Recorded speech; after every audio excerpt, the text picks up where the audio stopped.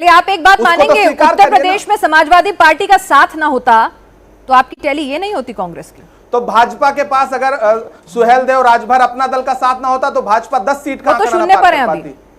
फिर ये कहिए आप ना, अगर भाजपा के पास एनडीए का साथ ना होता, वहां कितने दलों का गठबंधन था उनके पास, आपको पता है? नहीं, अपना दल के पास तो अभी शून्य है, सिर्फ आरएलडी अपनी 2 सीटों पे जीत रही है। शून्य रह जाएगा, लेकिन गठबंधन तो था ना, अपना दल, निषाद पार्टी, सुहेलदेव राजभर पार्टी, कितनी पार्टियां थी उनके साथ। अगर वो ना होते तो भाजपा का आंकड़ा क्या होता? इस पर बात क्यों नहीं कर रही हैं आप? बात तो सही है, आप बता दीजिए, हम तैयार हैं हम बता के लिए। मैं नहीं बताऊंगा। अब पहले मेरे सवाल का जवाब आप दे नहीं रहे हैं। जब आप अखिलेश जी और कांग्रेस के गठबंधन की बात कर रही हैं, तो फिर एनडीए के साथ जो गठबंधन कांग्रेस प्रवक्ता से तो सर यही पूछूंगी ना, बीजेपी वालों से पूछ लूंगी, ये उनके लिए सवाल छोड़ दें। अगर आप ये वाला बताना चाहें, नहीं तो आप बता दीजिए दोनों के लिए। मैं बता रहा हूँ, पूछिए, मैं सवाल बता रहा हूँ, आप सवाल पूछिए। मैंने पूछा ना कि समाजवादी पार्टी का साथ ना होता तो क्या कांग्रेस अपने दम पर भी इस तरह की मतलब समाजवादी पार्टी का साथ मिला, इसीलिए टैली इतनी आगे बढ़ी आपकी। समाजवादी पार्टी का साथ क्यों ना होता? इंडिया गठबंधन बनाया किसने? हमने मेहनत की, इंडिया ब्लॉक बनाया नफरत के खिलाफ, तो गठबंधन क्यों ना होता? जो चीज है उस पर बात करिए ना। Good question. जैसा है उसको वैसे ही बोलेंगे ना इमरान जी। बिहार में 31 सीट पर एनडीए लीड कर रहा है, 31 40 में से। बाकी राज्य जो आपने कहे वो ठीक है, पर वो दूसरी तरह से देखना चाहते हैं ना, समझ में नहीं आती सियासत हमें सच्चाई। पिछली बार बिहार अलग तरह से वो कह रहे हैं जो 0 नंबर लाने वाला बच्चा जो है 10 ला रहा है। इस लिहाज से आप कहना चाहते हैं तो ठीक है, बोलिए।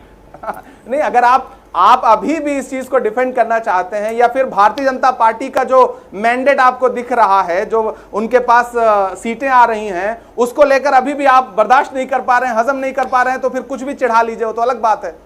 बस हवा निकल गई। ऐसा नहीं लगता कि मतलब जिस तरह की भाषा चल रही है वो ऐसी भाषा है कि कोई से 300 सीटें जीती हुई हो। आप कहाँ थे ज्ञानी बाबा? अभी भी एनडीए, अभी भी क्रेडिट, मैं तो भाषा की बात कर रहा हूँ भाई। आपने अच्छा प्रदर्शन करा, बहुत अच्छी बात है, आपको बधाई मिलनी चाहिए, उसमें कोई नहीं। लेकिन अभी भी जो है जीत तो एनडीए रही है, अभी भी आप थोड़ी जीत रहे हैं। जब आप जीत जाए तो ये भाषा आप तब इस्तेमाल करिए, मैं मानता हूँ, लेकिन आज के दिन ये भाषा सुधांशु जी, जहां से वो आए हैं उत्तर प्रदेश में 40 के आंकड़े पर, आपने बुलाया है तो मुझे भी सुनिए ना। बोलिए इमरान जी, बोलिए पहले। हाँ बोलिए। जो ये कह रहे हैं कि भाषा, इन्होंने प्रधानमंत्री जी की भाषा पे एक भी टिप्पणी की? जो उनके चुनावी भाषण थे उस पर मुजरा से लेकर मंगलसूत्र से लेकर के भैंस तक पे कोई टिप्पणी की इन्होंने? तब इनको भाषा नहीं दिखी? प्रधानमंत्री की भाषा नहीं दिखती आपको? विपक्ष के लोगों की भाषा दिखती है आपको? क्या बात है सर, क्या बात है सर। उत्तर प्रदेश के अंदर आपके गठबंधन को जो कामयाबी मिल रही है, किसी एग्जिट पोल ने नहीं दिखाया था। बीजेपी ने शायद बहुत बड़े बड़े दावे कर दिए थे, एग्जिट पोल ने जो दिखाया वो अभी बाकी राज्यों में भी वैसा नहीं दिखाई दिया। कुछ राज्यों में जैसे एमपी है, गुजरात है, कर्नाटक है, यहाँ पर अपनी जमीन बचा रही है। मेरी बात ज्यादा तो मीडिया ने दावे किए थे भाई, ये तो मीडिया के एग्जिट पोल की सबसे बड़ी हार है। बेकार है भैया, मैं तो टूट गया। राहुल गांधी जी ने कहा था कि भाजपा 200 का आंकड़ा नहीं पार करेगी। अभी इन रुझानों को नतीजों में बदलने दीजिए, आप देखिएगा कि भाजपा 200 के आसपास आ जाएगी।